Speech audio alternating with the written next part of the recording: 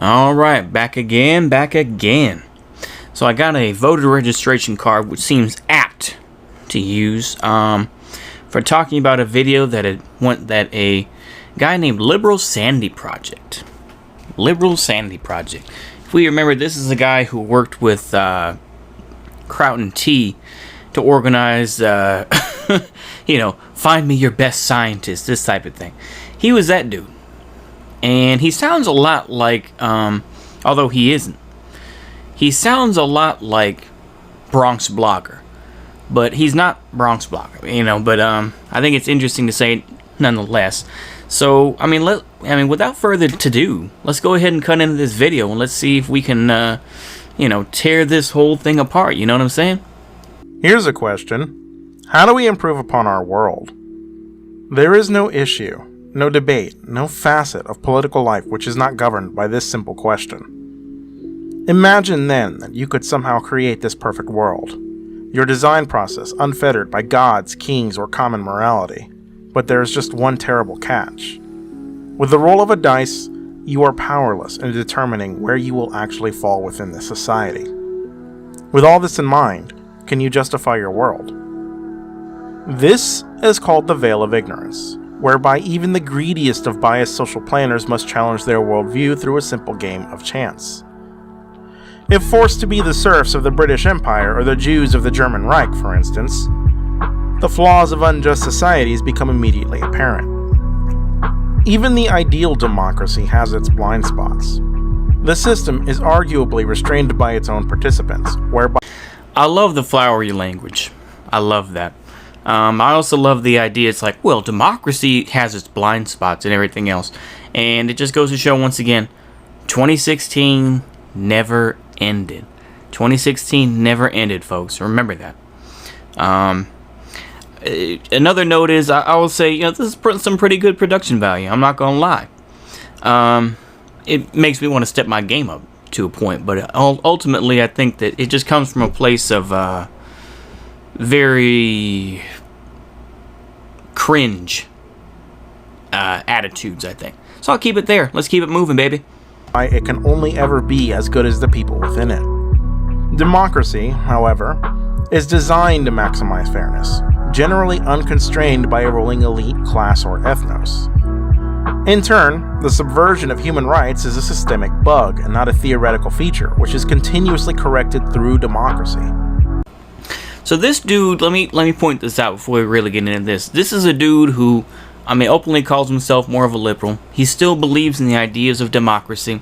He's still going to say that it's a bug and not a feature. And he basically, he's one of these dudes that still has hope in the system. A lot of anarcho-communists and they'll say, it's a feature, not a bug. And now he's trying to reverse back and say, no, it's a bug. It's just a bug and not a feature, And, he'll probably acknowledge the problems with the United States, but he doesn't want to go too hard on it. Because I think it challenges his narratives, it challenges his thinking. So, keep it moving. To quote Hubert Humphrey, the moral test of government is how that government treats those who are in the dawn of life, the children, those who are in the twilight of life, the elderly, those who are in the shadows of life, the sick, the needy, and the handicapped. As such, a great society can only be judged by how it treats its weakest members, given the right to negotiate their terms within their social contract, obligating their government to be ruled by consent of the governed. So are you going to base your whole idea off a single quote? Really? Look, I'm not that smart. To be honest with you, I know. But it's like, are you going to... The whole foundation of this video is going to be based on one quote by Hubert Humphrey. Okay. As of today, there remains a flaw in this system. Their exclusion from the voting process. If the weak have no say in organizing their own institutions, one man's democracy is another man's dictatorship. A government for the people, by the people, cannot abandon universal values, arbitrarily deciding that some people are actually more people than others. Otherwise, we subject ourselves to the pig hypocrisy of Orwellian animal farms, double-thinking our own biases into a mental knot where fellow men are anything but. To deprive any individual from democracy is to undermine its very concept, robbing the system of true representative justice. This is why children, from cradle to college, deserve the right to vote. Okay, how does that work?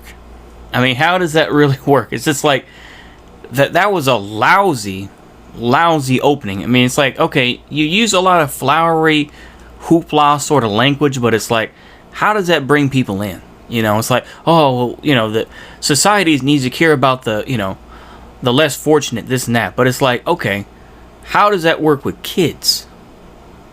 You know what I mean? It's like, all right, I get the whole idea that we, you know, that children are the future, this and that. But it's like, how does that work for voting?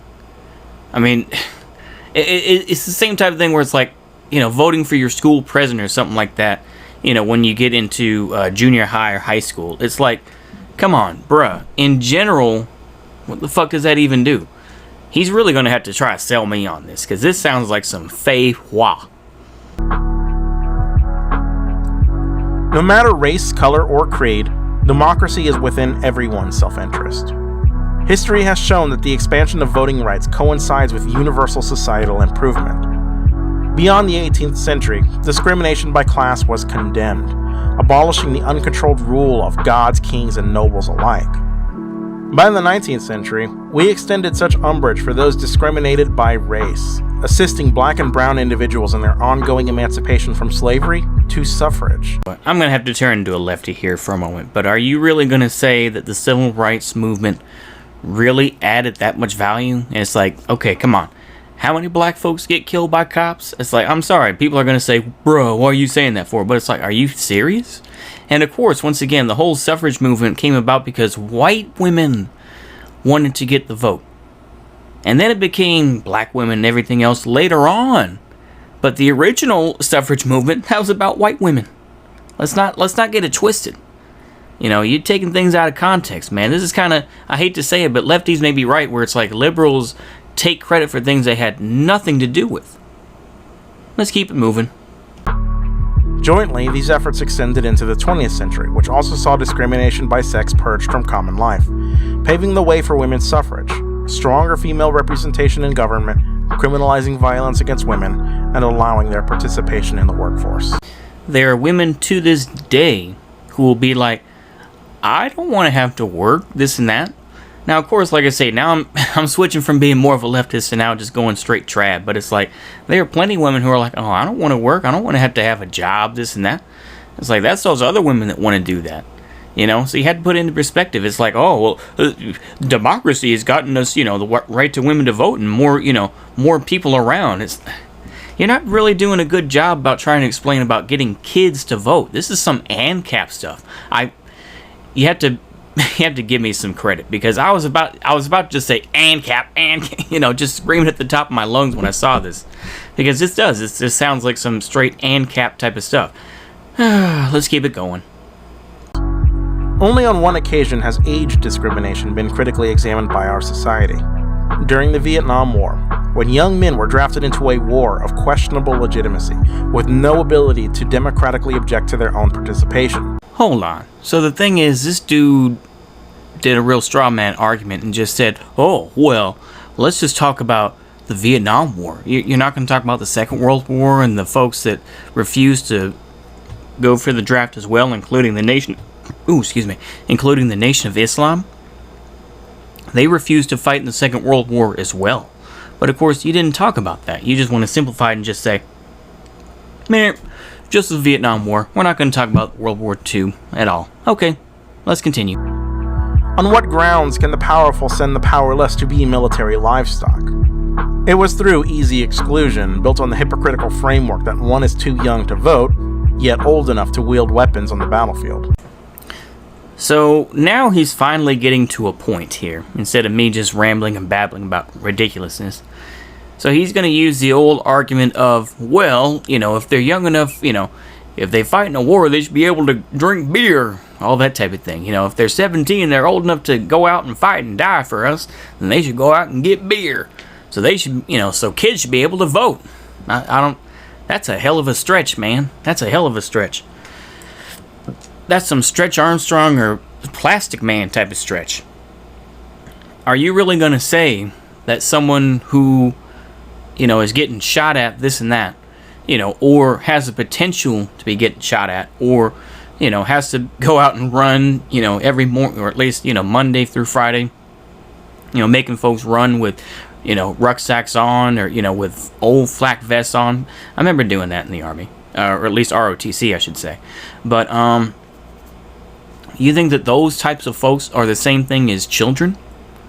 And I know, what about more Hitler Youth? I'm not going to get into that. But the thing is, it's just, that's a hell of a stretch, that you can actually think that kids who are probably going to get more influenced by their parents, and they're going to say, you better vote for this person or else you're going to get an F or something like that, or else, you're not going to get your new Xbox game or your new PS4 game or whatever. Is PS4 out? Hell if I know. Anyway, oh Lord, have mercy. Okay, I see some good stuff coming up. Just hold on, folks. It's coming. This flawed logic spurred the 26th Amendment to restrict the government from involuntarily seizing if one lacks the right to vote. It is a shared duality. A government for the people, by the people, necessitating your institutions must serve you if you are to serve them. One last point before we move on to the rest of this video. The thing is that he's using the military argument, which of course is one of the reasons that a lot of the military nowadays is, has a lot of Filipinos, and, of course, Filipino mafia in the Navy, this and that, because they get hella benefits, this type of thing. But it also gives them the chance to get citizenship. So even if you're a little bit behind the times, so to speak, and you don't have, your green card, or you don't have any sort of citizenship, then you can fight in the military, and then you have the possibility to become a citizen. Has to be put into perspective. Let's continue. Why should a representative democracy holding me at the point of a gun contradict itself by demanding something of me without me having a say in its direction? If we saw such a violation as so immoral so as to require a constitutional amendment, why stop there? After all, governments are no strangers to wielding their perversions against the helpless and weak. It is comical and even pitiful to think that, well, a government shouldn't force me by the point of a gun. It's like there are a lot of things that, we can't control. It's like, as climate change is going to get worse, I mean, this is something that at least I can, sympathize with the left to a point, is that they will admit that they are going to have a hierarchy of scientists. And scientists are going to be the ones that say, well, these charts are going to be best, this and that. And after we've seen with the video, hopefully that I'll try to upload, for Innuendo Studios, at the very end, he talks about, well, that's up to historians to decide about Trump. That's up to them to decide. And when you get that sort of mentality, you can claim to not like hierarchy as much as you want to. But the thing is, once you say things like that, if, only historians can decide that, only scientists can decide that, you are setting up a hierarchy already. It's just a different version. And the thing is, this guy can talk about, oh, well, this and that, but there are, I got on a separate rant. But the thing is that basically, what this guy is trying to do is to say, well, we should have more of a say. And everybody should have a say in what goes on in the government, even kids, And of course, I see I see some good stuff here, folks. I will comment on it when y'all see it. It was Pericles who said that just because you do not take an interest in politics does not mean that politics will not take an interest in you. This is especially true of children. We like to pretend that politics is a struggle amongst adults, yet our institutions impact our offspring all the same. Consider the events of 2018. Children being compelled to attend classes at Marjory Stoneman Douglas High School, where a deranged mass shooter put the students' lives in the firing line.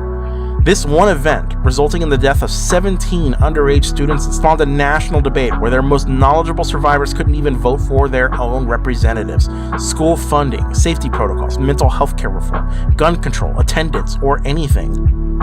Almost none of their policy platforms, as proposed by their very own Never Again Marjory Stoneman Douglas PAC, actually made it into federal or state law. What can I say that has not already been said about the Stoneman Douglas shootings?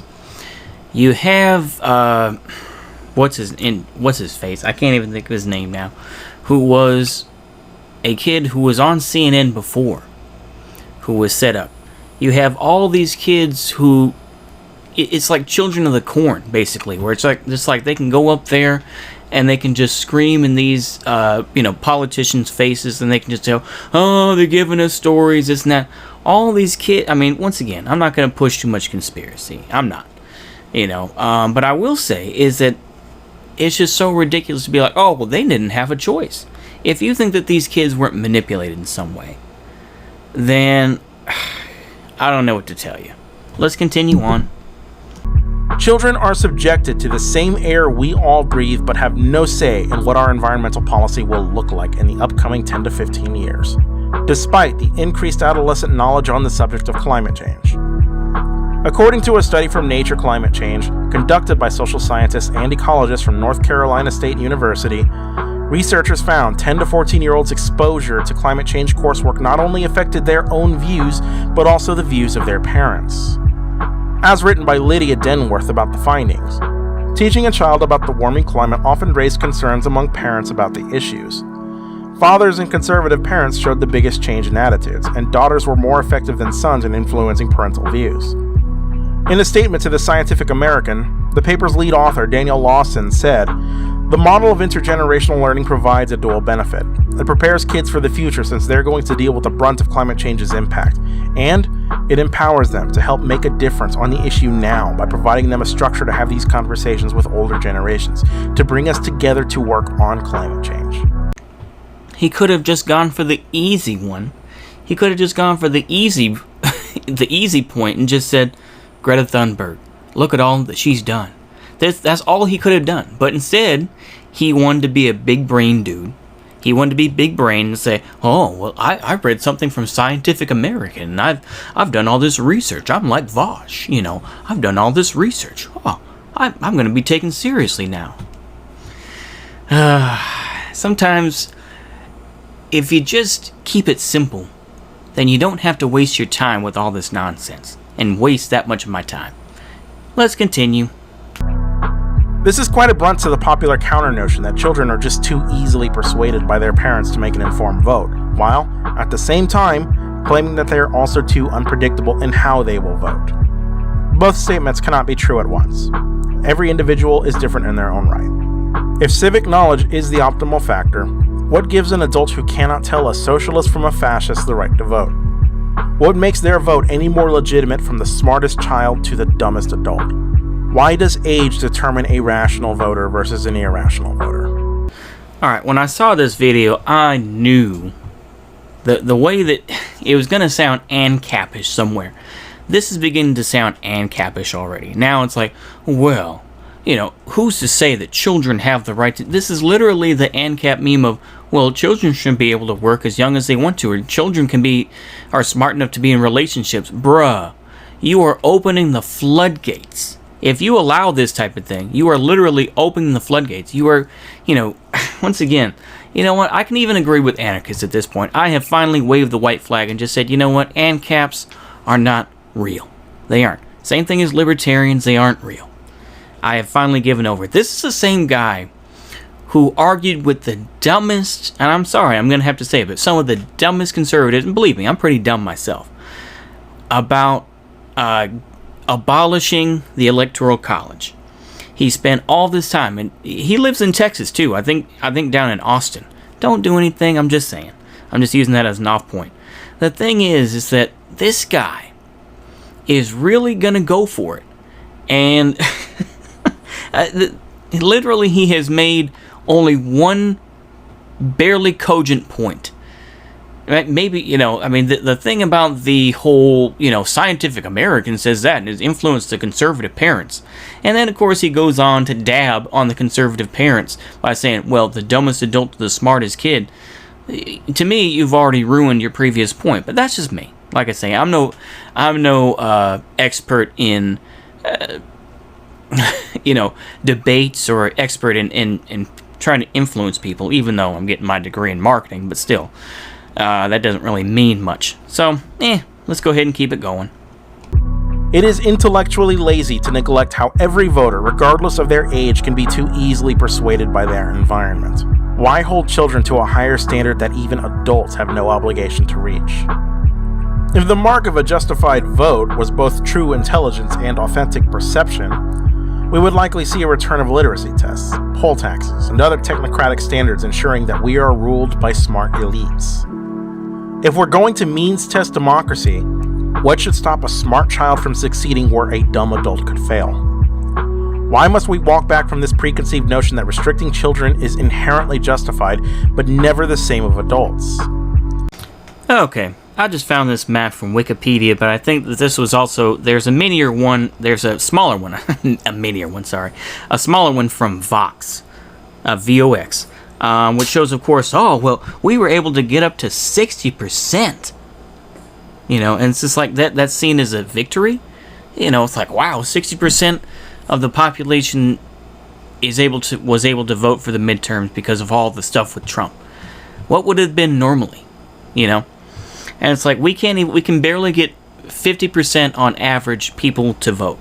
And that's in presidential elections. I know the midterms, but the thing is that because of most progressives. But then we're already seeing with people like AOC that people are kind of being like, And I think once again is that ultimately that's the fear of getting people like Biden in. Is that ultimately it will just go back to the status quo and it will quell people down. And I think that's part of the reason why people don't want Biden. Ultimately, I don't really care. And you can make your own choices. But I think it's interesting to point out, nonetheless, is that it kind of ultimately kind of supports the idea of, separatism. That how are you going to get, 300 million or, what's the current population of the United States? I mean, 300 to 350 million people to get them all on. This is the whole idea of, we're going to have a holiday so that we can all vote. Some people just be like, I'm just going to go out to, I'm going to go and go and shop that day or something, or whatever the case may be. If you think that everyone's going to vote, it's ridiculous. Anyway, I think I'm just done rambling, so let's keep on with this point here. We see some other stuff that, some other funny stuff coming up, so we'll keep it there. Anyway, continue. If it is not some soft heuristic dodge from the rights of young voters, then why the inconsistency? By what standard is there a bad vote versus a good vote? Who should judge such a notion?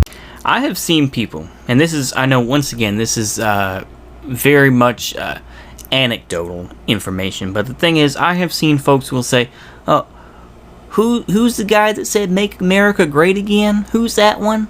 I think I've heard something similar. Maybe it's not those exact words, but the thing is, it's like, that's an example of people that just don't know.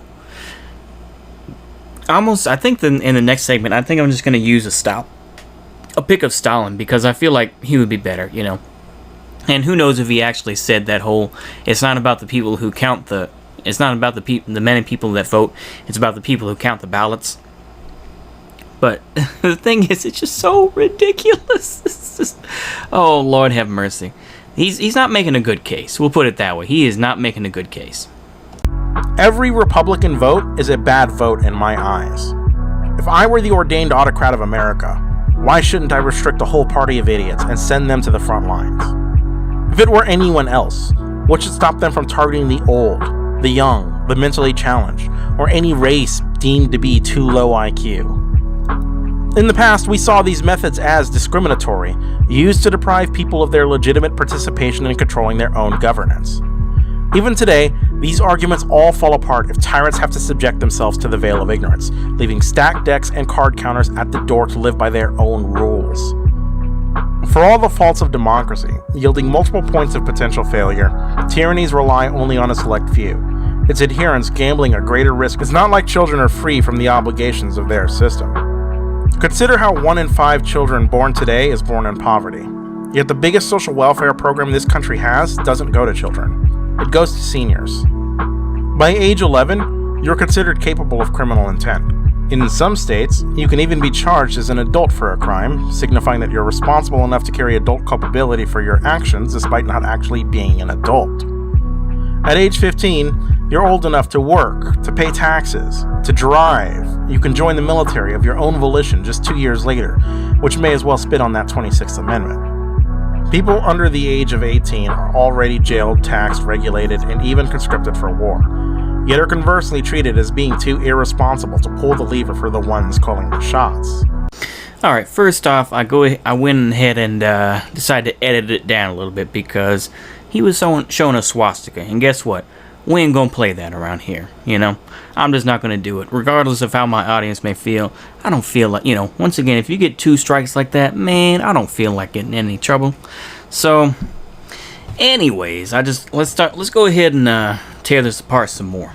The thing is, it's just, he's making all these generalities to say, well, they're already being seen as this, and, you can be seen as a child. It's like, driving at 15, I don't know about that. It's like, once again, it's like right to work. Once again, I mean, he sounds like he's on the edge of being an ANCAP. Like, yeah, let's go back to having, kids working in the mines and stuff like that. This is on the edge of that. That really is, at least to me. But, I don't know. These are not paternal protections, but rather predatory exploitations, hypocritical in their application, leaving children to reap the consequences of their society without a say in the matter. And it bites both ways. Either children are too infantile to understand their system, or they're old enough to work within it, drawing sweat, blood, tears, and battle cries in its systemic favor every day. This exclusion hypocrisy cannot stand under scrutiny. To agree with democratic values, the legitimacy of a child's vote and an adult's vote are inseparable. It is fair to say that there is some necessity to protect children who are uniquely sensitive. Simply examining a child's browsing history might reveal them to be under the influence of predatory persuasions, taken by advantage for their gullibility and even their sexuality. I almost, just for a split second, I wanted to put the Discord logo in and do that but I thought that was a little bit too lowbrow. That was a little too, yeah. I would put that up on Twitter, but that wouldn't be appropriate. So immediately, this guy is trying to, he's saying, well, we should be able to do that, but looking at their browsing history, this and that, so he's backpedaling a little bit, at least in my opinion. Now you can say, oh, you're just seeing it the wrong way, this and that, but in my opinion, he's backpedaling. He's backpedaling his point just so much to say, well, I still want voting, but maybe we have some troubles here. So this is, he's kind of surrendering here a little bit. But let's see if he makes it up. Leave a child wandering alone at night, without any means of contact or protection, and they could find themselves helpless to the grotesque whims of their local pedophiles and gangs. Shove the smallest 12-year-old down into a company's stuttering manufacturing machine, and you could have a dead 12-year-old.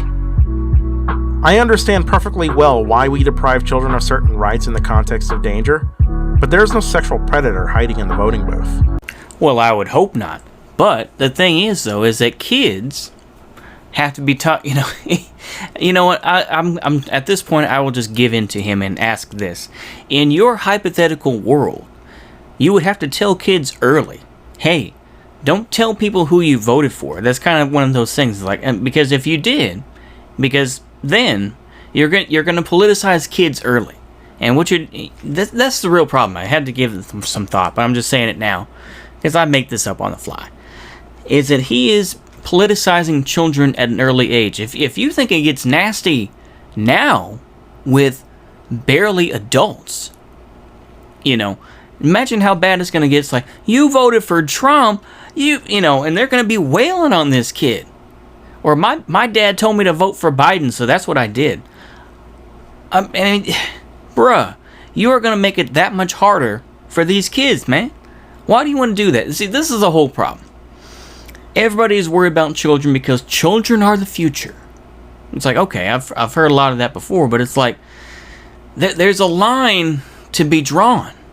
There is a specific line to be drawn, and you are just erasing that line, because once you say, well, children can vote, it's like, well, then children are going to start paying taxes, they're going to start doing all this sort of thing, and I think he mentioned something like that already, but it's like, when you do that, you are opening the door to other things. And then, of course, people like him will be like, oh, I didn't know that was going to happen, this and that, and he'll find some sort of way to defend himself. But the thing is that you're just going to make it that much worse for kids now. And it's disgusting to be like, oh, well, there's no pedophile in the voting booth. No, but there's going to be a kid who's going to see him at school and say, who'd you vote for? And, if he says the wrong thing, he's going to get himself a Welsh kiss. Let's continue on here. This is getting, oof. He's not doing very well. There's no junkie with a knife behind the curtains. No fault in the voting machine that requires extraction by a stretcher. What possible safety precaution could justify depriving children the right to vote? Democracy is designed to be a safety precaution, liberating every voter from undue bondage.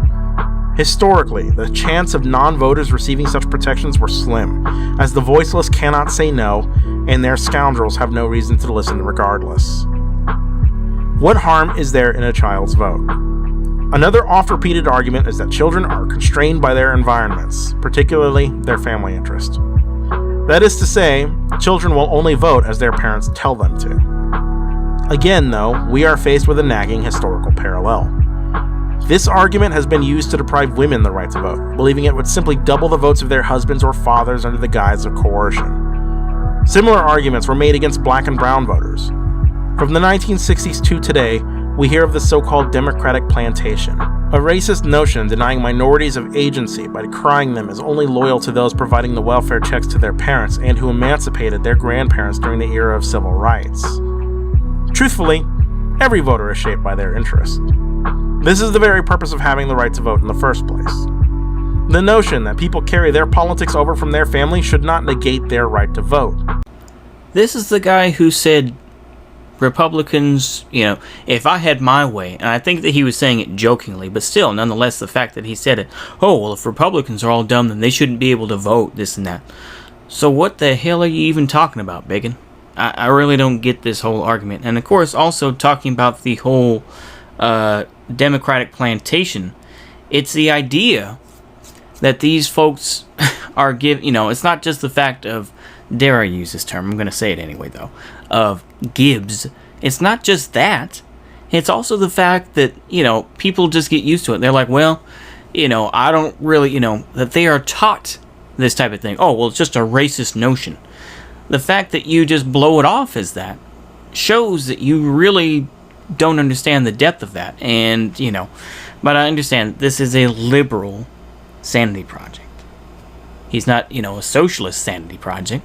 So, It is upon the politicians, the lobbyists, and their fellow man to win their votes over. Wow.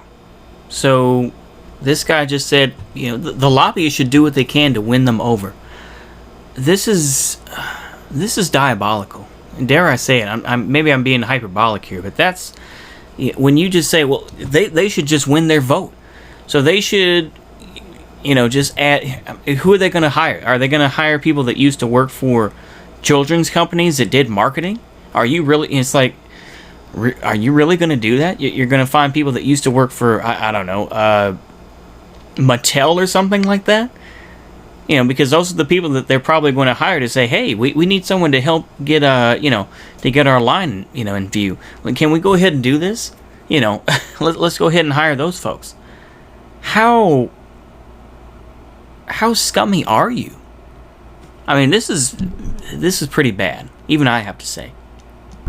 What does it say of one's rhetoric if one cannot convince supposedly gullible children to their side?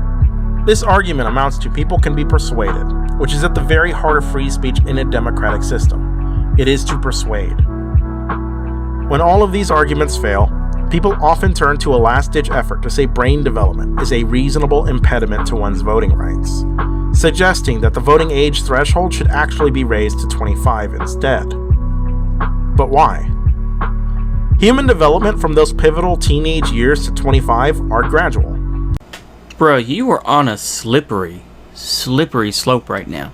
This is some almost like I say, I mean, just because he mentioned the P word, and I'm not going to say it, but, bruh, are you serious? Because this is some MAP type of stuff right here. This is some pretty, it's like, well, they have the capability to vote. Should we be calling up NAMBLA right now? Because you sound pretty bad. Maybe maybe I'm being hyperbolic, but this is bad. Are you really serious? And once again, he has not said an age yet of when when children should be able to start to vote, which is, I don't even know where to begin. I really don't. Oh, okay, let's continue. Generally affecting one's impulse control over other neurological factors. Voting is not an impulsive action. You cannot impulsively vote. In America, electoral politics is a year-long procedural venture of media tours, issues canvassing, candidates debating, direct action, waiting hours at a time to go out and pull a lever for the Republican or the Democrat. This argument only works in the context of our vices, drugs, drinking, sexual deviancy, which is completely different from participation in the voting system. Oh, no? Well, listen here, Missy. Computers may be twice as fast as they were in 1973, but your average voter is as drunk and stupid as ever. The only one who's changed is me. I've become bitter, and let's face it, crazy over the years. And once I'm swept into office, I'll sell our children's organs to zoos for meat, and I'll go into people's houses at night and wreck up the place. Children and adults would have the exact same elongated time to understand the issues, the candidates' positions, and the best course for their government. Impulse plays no role in going out to vote, let alone in the vote's legitimacy. So what's to be gained from allowing children the right to vote? People who vote young tend to remain committed voters throughout the rest of their lives. This is literally the same type of thing that trad casts will talk about, where it's like, okay, if they start praying the rosary when they're young and you teach them that, then most likely, then they tend to continue to pray the rosary and stay Catholics. This is literally that level of argument right now. I mean, bruh, you could do a lot of things when you're young and they tend to do it. It's like, I don't know, if you taught your kids how to be plumbers or something like that, then they'll tend to stay plumbers. That doesn't mean that you should allow, they'll tend to be good voters and they'll be more experienced. They may be and they may not be, because sometimes, there are a whole different bunch of psychological issues that come about. Maybe their parents made them do it. Maybe whatever the case may be, they're like, but I was burned when I voted for this person, this and that, and they decided to not vote.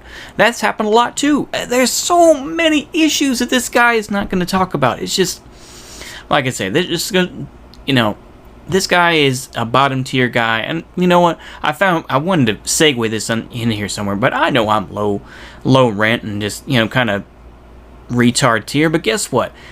This fool just makes the same type of video every time. It's just so ridiculous.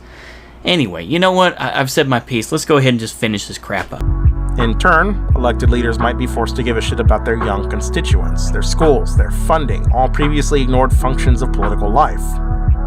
Where parents might see a cut in school funding as tax relief, a kid might see their future being robbed.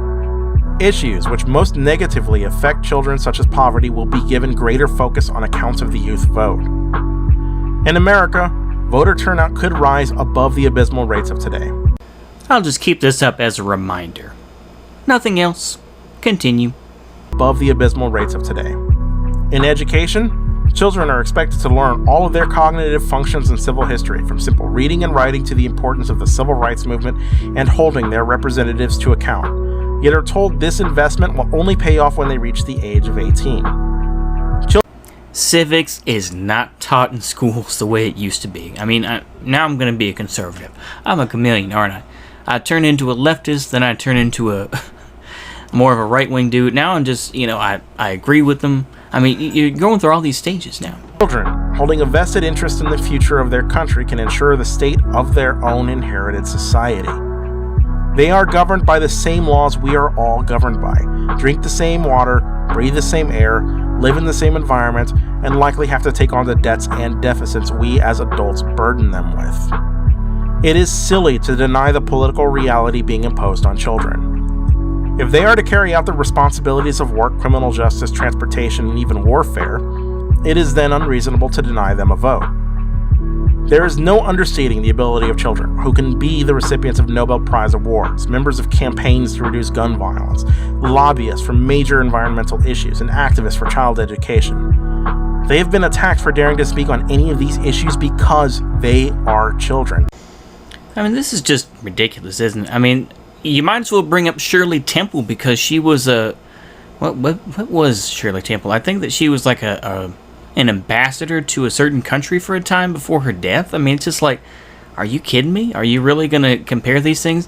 People say that they're, the youth is a large part of it, but it's also because there's a clear motive behind it. I mean, I don't believe that she sailed in a sailboat by herself. I don't believe Greta Thunberg went in a sailboat completely by herself to do that. I don't believe, and once again, you notice that he doesn't use this kid right here. He doesn't use him. He uses the Cuban gal from the Parkland shooting. It's just so interesting, isn't it?